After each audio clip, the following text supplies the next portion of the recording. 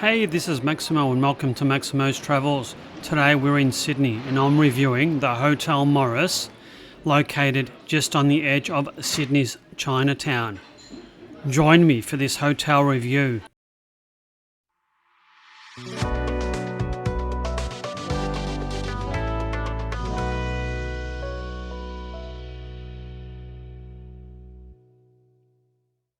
Joe was booked for a conference in Sydney.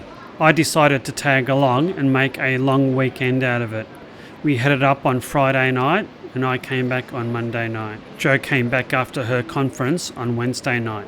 We stayed at the Morris Hotel in Sydney. This is located just a 5-minute walk away from Museum Station and it's right on the edge of Sydney's Chinatown. There's little to distinguish the facade of this hotel from the rest of the street. We actually walked by the front entrance the first time we tried to find it. The hotel was built in 1929 and it recently was refurbished and reopened as the Hotel Morris in June 2023, so it only had been open for about 4 or 5 months when we checked in.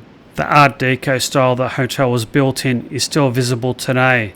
And incidentally, this hotel was Australia's highest hotel until the early 1960s.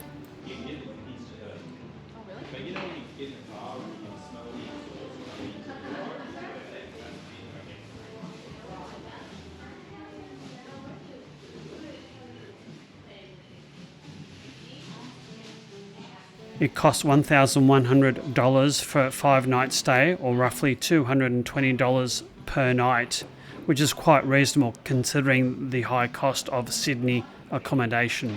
The hotel is part of the Accor group, and as a member, I received a room upgrade, 2 complimentary free welcome drinks on arrival, and half-price dinner. We were staying on the 9th floor, and I've got to say that this is probably the narrowest hotel corridor of any hotel I've ever stayed in. Breakfast wasn't included in our accommodation. We could have gone for an a la carte breakfast, but I didn't really like some of the options. And the buffet breakfast started at either $29 for the basic continental breakfast or $42, which included a cooked item from the a la carte menu. We decided to have our breakfast outside the hotel, even though via the Accor membership it would have been half price. The bar and restaurant on the ground floor were really funky. They had a really great vibe in an Art Deco setting. We had drinks here a couple of times. We also had dinner here once. It does get quite busy here for dinner because of some of the nearby theatres. It is best to book. Our dinner on this night was flank steak with crushed potatoes, which we shared, and Joe had some sort of leek-based dish. The food was very, very nice, but it was quite expensive. This food with a couple of drinks was around about $140. Given the Accor membership, the price of the food was reduced by 50% and it made it affordable. The food was good, but I don't think it was terribly good value for money. I think there's better restaurant options in the immediate vicinity that are far cheaper and equally as good. If you've got that Accor membership, it does make it worthwhile, however.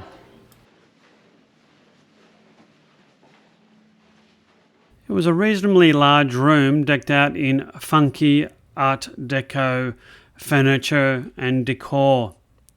While the room was narrow, it was quite long. There wasn't much space either side of the bed. There wasn't really any cupboard storage other than a rack to hang your clothes, and it had quite a small window. The room was quite long.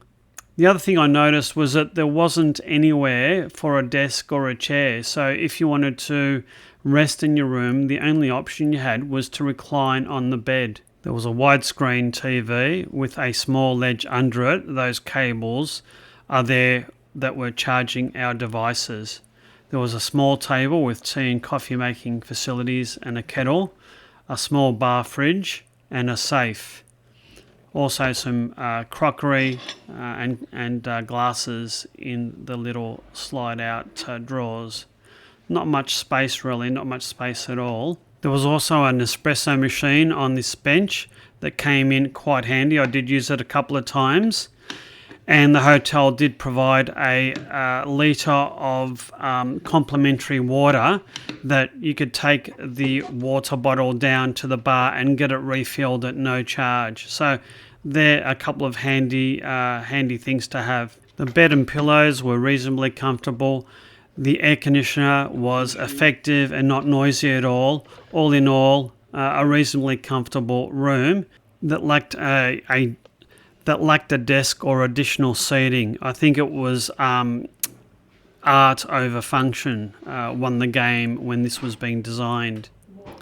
In terms of the bathroom was pretty good. The shower was quite big and spacious, fantastic water pressure, complimentary shampoo, conditioner, body soap, adequate storage in the hand basin. Toilet was pretty good. If anything, the bathroom may have been a bit dark, but the lighting was pretty good, so I had no complaints bathroom-wise at all. In terms of the hotel room, we were near the front corner of the building. The window was very, very small, and that was the view from our window, so not a very enthralling view, but at least you could see what the weather was doing outside, and you had a modicum of natural light coming through. Pretty hard with an old hotel of this vintage to change. Would I stay here again? Yes, I would. I think the price and the amenity was in line with each other. This is advertised as a 4-star hotel. I reckon you'd be pushing 3.5 star and probably a 3-star to be honest, but I would stay here again. I do hope you've liked this video review. If so, please consider hitting that like and subscribe button and hit that notify bell so you'll be notified of my future videos. If you'd like to support my channel, consider buying me a coffee. And until our next review from Sydney, you take care and bye now.